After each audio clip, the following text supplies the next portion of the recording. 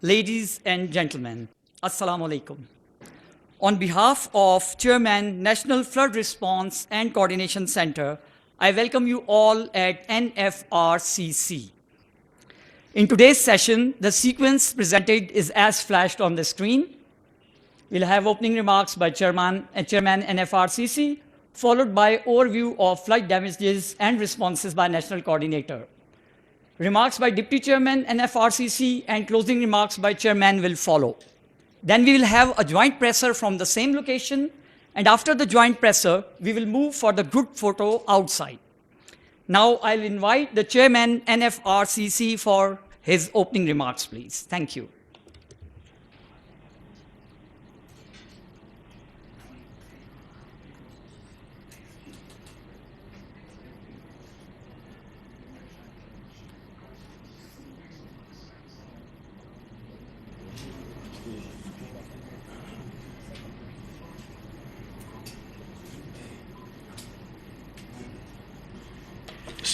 Bismillah ar-Rahman ar-Rahim. Honorable Secretary General, Ministers, government officials, and army officers, Assalamu alaikum and good afternoon. Once again, I would like to thank you for your visit to Pakistan along with your delegation, and it is a matter of great encouragement. You have brought with you a message of empathy, support for the people of Pakistan and more so for the people who are marooned and who are facing unprecedented difficulties and miseries. Government of Pakistan, along with provincial governments and all stakeholders, including Armed Forces of Pakistan, are all teamed together to provide relief and rescue to these millions of people. To be very exact, 33 million people are absolutely in dire conditions in the entire country.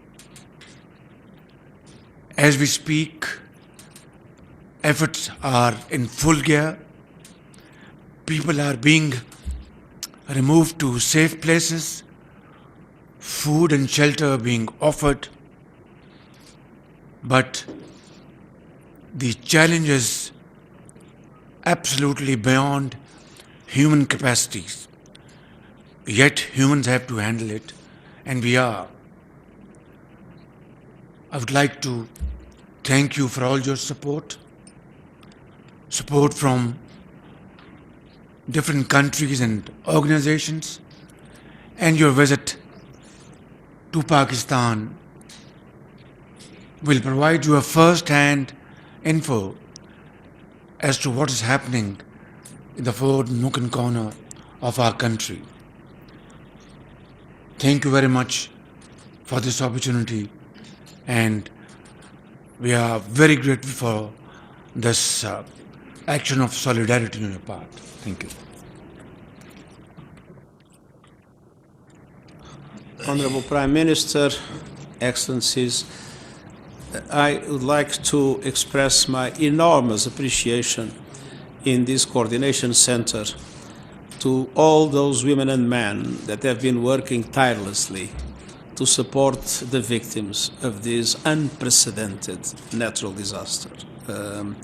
I know how civil servants, volunteers, government officers, local government officers, the army, NGOs have been working together in a remarkable way to mitigate the suffering of the Pakistani people.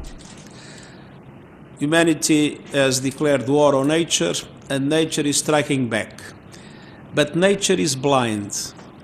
It is not striking back on those that have more contributed to the war on nature. Pakistan has given little contribution to climate change, but Pakistan is one of the most dramatically impacted hotspots by the consequences of climate change. So it's like nature has attacked the wrong target. It should be those that are more responsible for climate change that should have to face this kind of challenge, and if that would be the case, probably we would not have the present situation in climate change. So there is an obligation of the international community to massively support Pakistan in these circumstances, and there is an obligation of the international community to take seriously the need to drastically reduce emissions, and at the same time to support the countries that need to invest in adaptation, in resilience and recovery, as it is the case of Pakistan. And my voice is entirely at the service of the Pakistani government and the Pakistani people, and the whole UN system is entirely at the service of Pakistan. We know that our contribution is limited. We know that what we do is a drop in the ocean of the needs, but we are totally committed, and Pakistan is a country that I have in my heart. I have worked many years with Pakistan. When I was High Commissioner for Refugees, I've always seen the enormous generosity of Pakistanis hosting and protecting and assisting Afghan refugees, and I've always witnessed the enormous generosity of Pakistanis helping each other. In past circumstances that I witnessed, the earthquake, the other floods, the dramatic displacement caused by terrorist activities, I always seen an enormous sense of solidarity, an enormous sense of community feeling in the Pakistani people.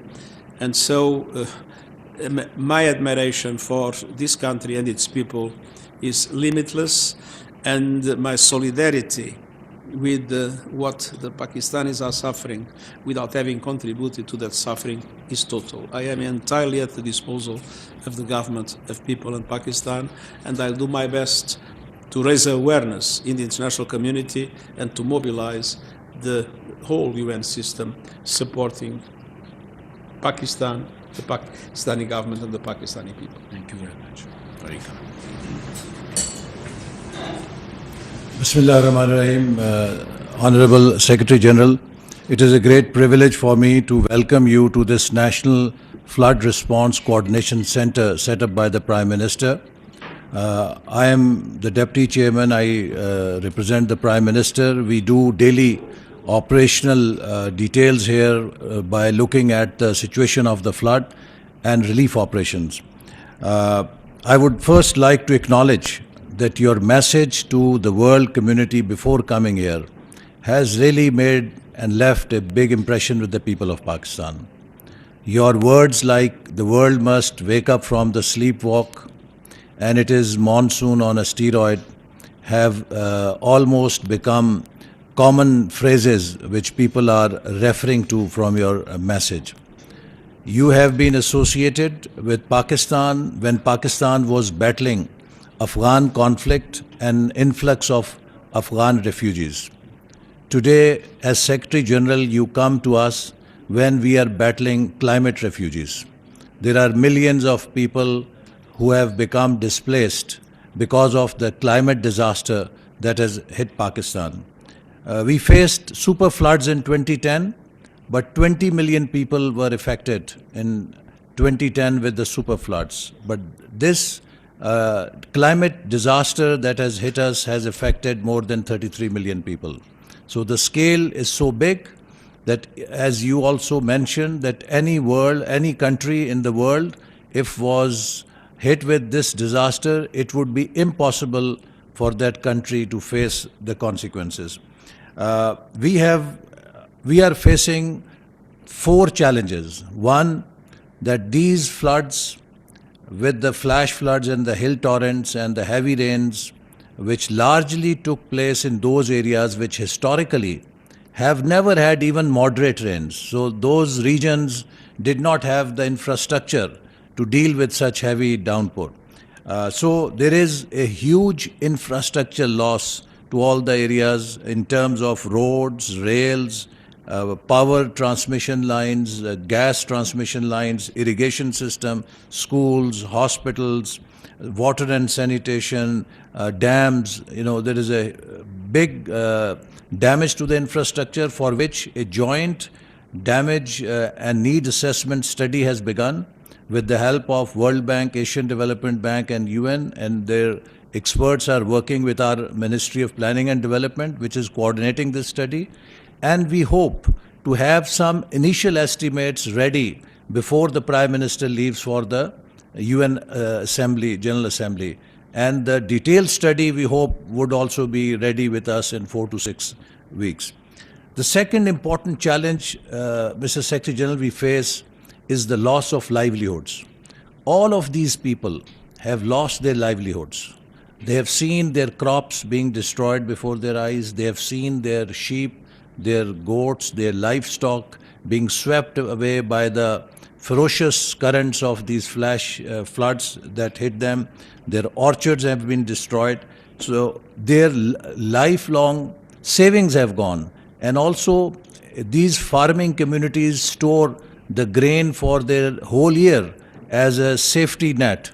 Though that grain has been lost, their seeds for the next harvest have been swept away by the water. So they are virtually standing empty today, and we have a big challenge to put them back to life. And these are not a few hundred or thousand, about 33 million people. Majority of them will require new livelihoods. Then, Mr. Secretary General, Pakistan faces two more challenges: deceleration of the growth as a result of this enormous calamity. We are expecting plus minus 3% drop in our GDP growth rate, which was supposed to be at 5%.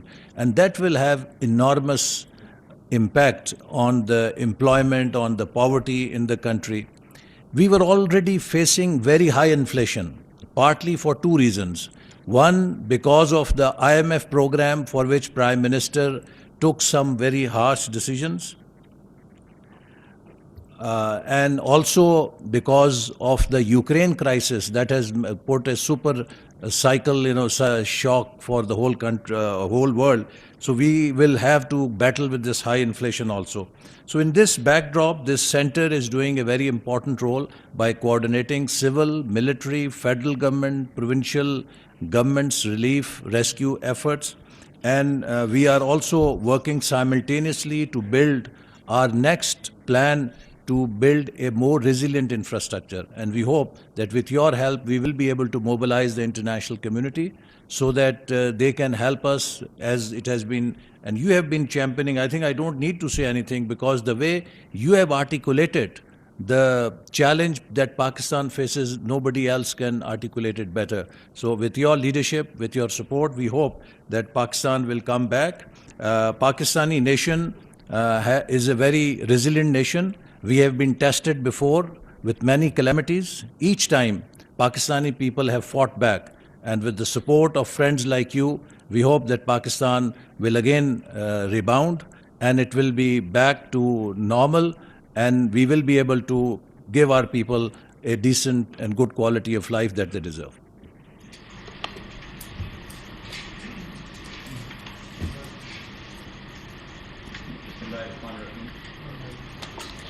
Bismillahir Rahmanir Rahim.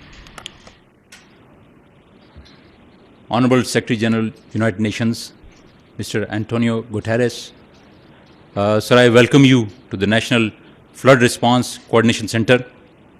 We would have liked to show you a small video clip, but due to the shortage of time, you have other pressing engagements where you have to go. So I'll just go over the salients of the brief that I wanted to present to you. Next. Sir, Pakistani floods started since 14. Video, please do show that video. दिखाते हैं sir, वो दिखाते sir, दिखाई नहीं जरा.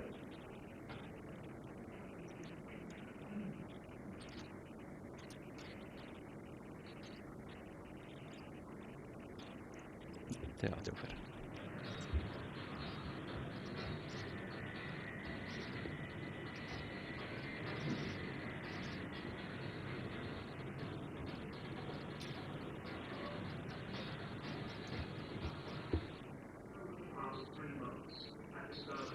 Ravaged by the most catastrophic floods in our history. Unprecedented rainfall and uninterrupted flooding triggered by climate change have wreaked havoc across most of Pakistan during this monsoon season, inundating one-third of the country. Over 33 million people have been affected so far. बच्चे डूब गए हैं, माल मवेशी डूब गए हैं, और सारे घर तबाह हो गए.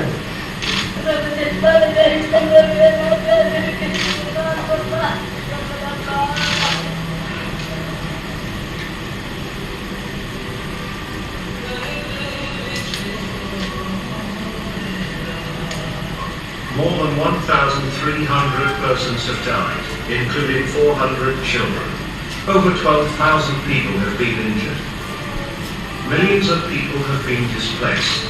Nearly 2 million homes have been destroyed. The majority of the people affected are deprived of basic health facilities and medicines. Around 600,000 women are expected to give birth without medical care. Crops, livestock, and communication infrastructure have been severely damaged. Sadly, the number of casualties and injuries is expected to increase. The devastating carnage Pakistan has experienced is a direct consequence of climate stress. The amount of rainfall in Pakistan this year has never been witnessed before. Rainfall this monsoon season has been 170% higher than the 30-year average. Some areas have experienced 700% more rain than average. These relentless torrential rains have caused devastating flash floods, hill torrents, and urban flooding. For a country that emits less than 1% of global greenhouse gases, our climate vulnerability is unfairly high, ranking among the top 8 climate-impacted countries in the world. The federal and provincial governments have been executing rescue and relief operations tirelessly with support from the armed forces. The Prime Minister of Pakistan has formed a National Flood Response and Coordination Center, which he is heading himself, to ensure effective implementation and coordination of relief and rehabilitation efforts.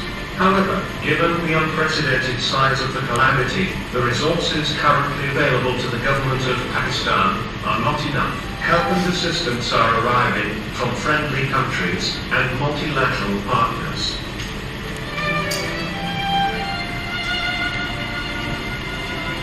The NGOs are playing their part too. Together, we can raise the required funds for food, water, medications, and tents to help provide immediate relief to those affected by floods and to help them get back on their feet.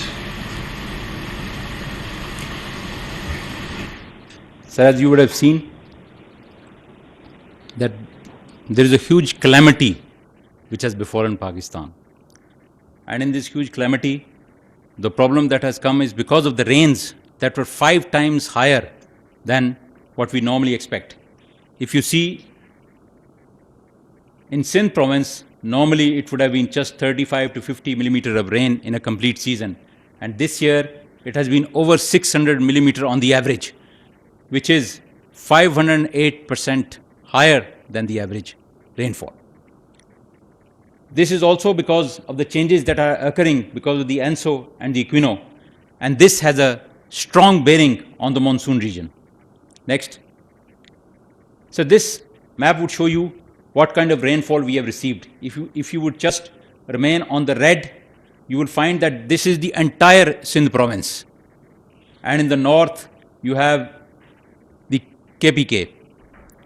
Both of them have received over 500 millimeters of rain, and at one place it was 752.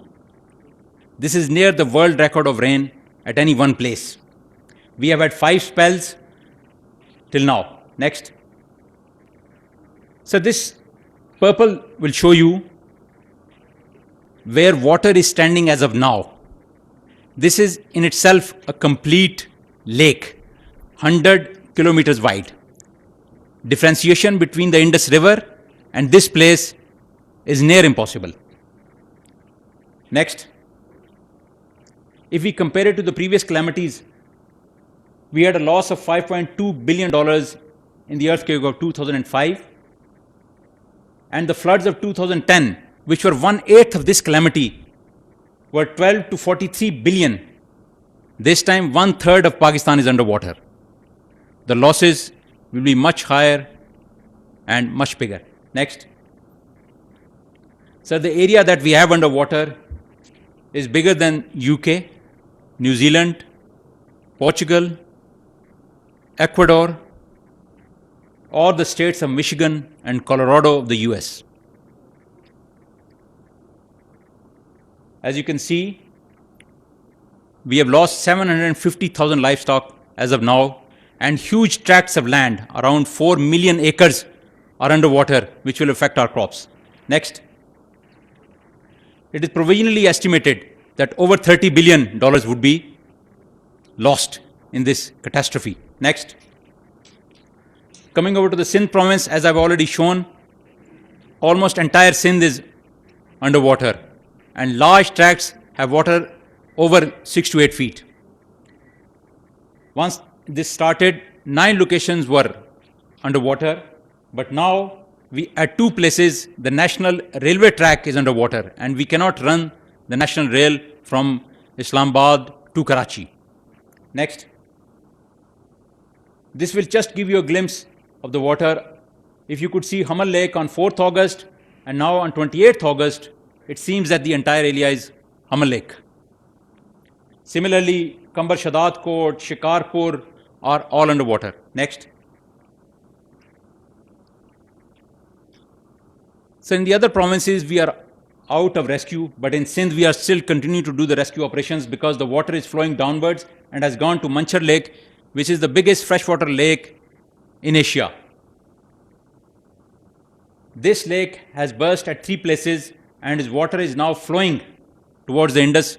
Today in the morning, we had to make a cut on the national railway line as well as the N55 to make the water go towards the Indus.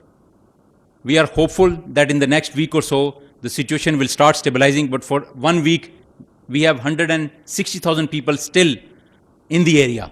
Next. In the south of Sindh, the LBOD is carrying a large amount of water, but our districts are still underwater. And in Badin, the LBOD has broken its banks and is flooding the areas beside it. Next. So this is Mohenjo-daro, the oldest site in Pakistan, 5000 BC. It has undergone 740 millimeters of rain. The great stupa of Mohenjo-daro is crumbling because of this very rain. Next. So these are the damages in Sindh. Next. In Balochistan, you would see red and pink. These are the districts which have been affected. 4 districts are still underwater. At the start of the floods, Balochistan was cut off from the nation. All national highways were cut off. But with hard work and effort, we have been able to restore that link in the last month or so. Next. Now, we are left with only 3 places, and the major problem is with the Mach bridge, which collapsed, and till that bridge is constructed, no railway traffic can run from anywhere in Pakistan to Quetta. Next. Next. So this is the condition of the railway lines. Next. In KPK, a large area was affected, 17 districts, in which we still have water in 2, and the rest have been cleared. Sir, on your arrival today, we had one last location opened up at Kalam. Next. Next. Kalam has been opened today, sir, in the morning. Next. These are just a few glimpses of what happened. Next. In Punjab, it was only basically 2 major districts where only at one place we have standing water. Rest Punjab is doing well. Next. This was the water which stood in different areas. Next. Rojan, you would see, sir, it has still water standing over there. Next.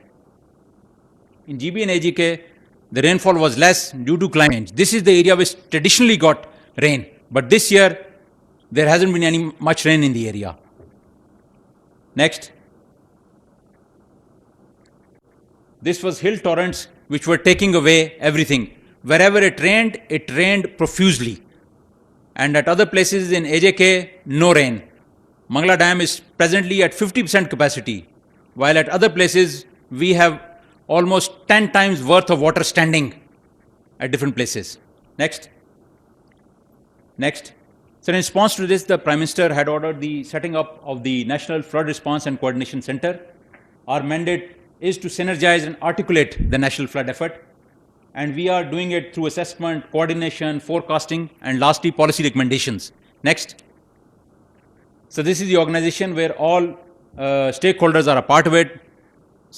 Ministers of the government, as well as provincial governments are part of it, and of course, the military. Next.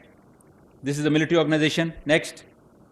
So the relief efforts that have taken place till now, we have already issued 2,98,000, but this is just a drop in the bucket.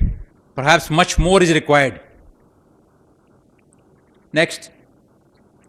Similarly, we are receiving help from our international bodies as well as our friends all over the world, including UAE, China, Uzbekistan, Qatar, France, Jordan, USA, and of course, the UN is always at the front of all these things. Next.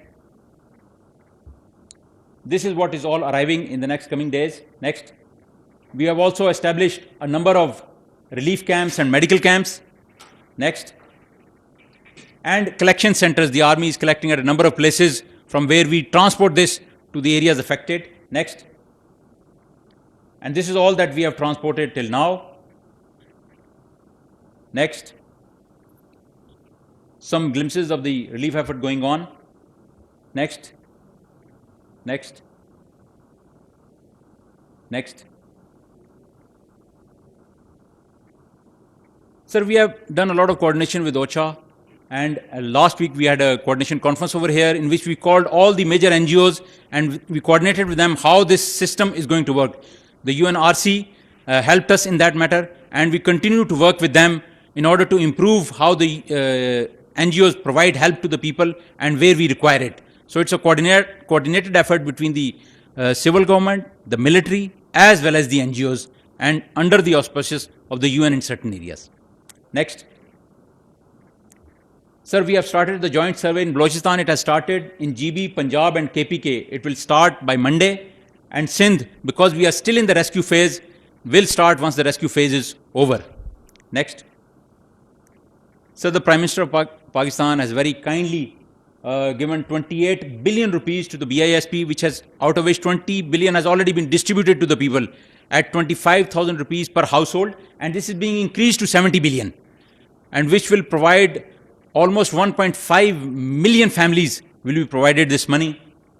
In addition, waiving off of the electricity bill in all those areas where there is water standing, and deferment of payment of agriculture loans, which will be approximately 52 billion rupees once it is done. Next. Sir, we have already seen how we are looking at it. Next.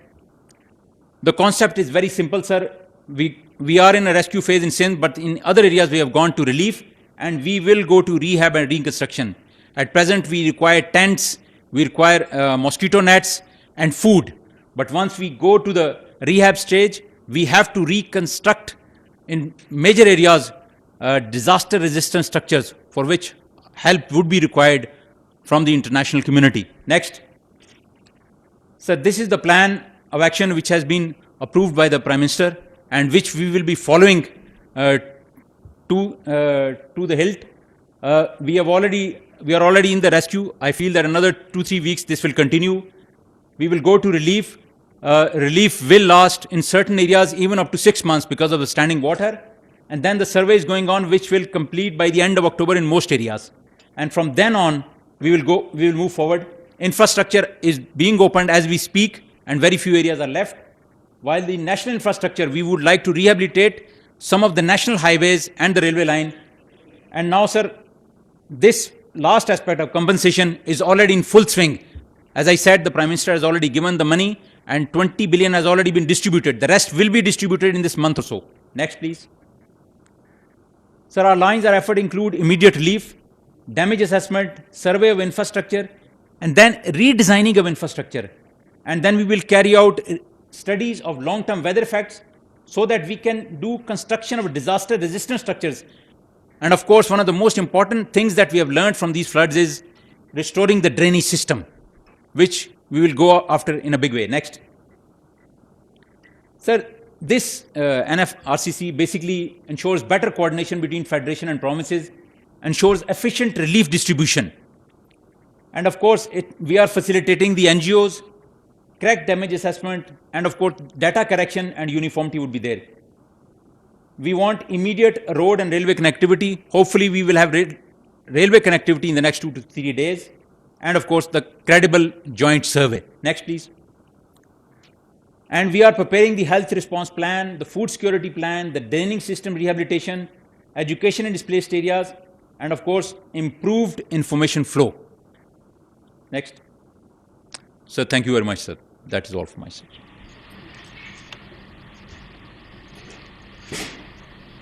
May I ask you two questions? I've read in the press in the last 2 days that there was a lake in which you were worried about is it controlled? Has a total capacity of 125 feet it could rise to. It rose to 124 feet. Therefore, we had to apply breaching sections at 2 places. The water is out. It has flooded 5 tehsils. Almost 164,000 people are affected in that area. The situation is still fluid. We still have boats in the area rescuing people. However, there is a glimmer of hope as of today that we have broken the national railway line as well as the national highway N55, and the water has started pouring into the Indus. This will take about a week to stabilize. But because the water is coming from Balochistan, we feel that our danger period will still lurk for another month or so. And I mean, the monsoons now changed. Sir. Is there any risk of additional heavy rains? Sir, what we have discussed with the Met Department is that till now we don't have a danger of the weather coming up again. However, there is a system coming up on the 25th of September, which we are watching very warily. They say that it will head towards India, but because of this climate change, you are never sure, and we will continue to watch and see. If it does turn to our side, we would like to be prepared for that. Thank you very much. Thank you, Excellency, for your time. And thank you for this very good presentation. Secretary General, I think what you have seen over here on the screen is a glaring manifestation of the climate change which has created this havoc in Pakistan. Today, Pakistan has faced the brunt. Tomorrow, it could be other countries and other regions. Therefore, I think it's high time that we take notice of this situation. As you have seen, we are passing through the phase of rescue and relief, and soon we'll be entering into the phase of reconstruction and rehabilitation, for which we need infinite amount of funding. Pakistan is doing its best with its meager resources, and of course we thank international community for contributing in this behalf, and thank you, your organization, for supporting us. But unless we get sufficient support in terms of relief, in terms of repairing our damaged infrastructure, we will be in trouble. We are obviously completely undaunted by this challenge. We are all resolved, like an iron resolve, that we will, inshallah, be over the hump. But we need international support. And your talk today here and in the Prime Minister's office was like a Pakistani speaking from the core of his heart. Again, you have repeated the same words. Thank you very much. We are very grateful for your sincerity of purpose, your feelings for Pakistan, and together we shall be through this crisis. Thank you. Thank you very much. Okay.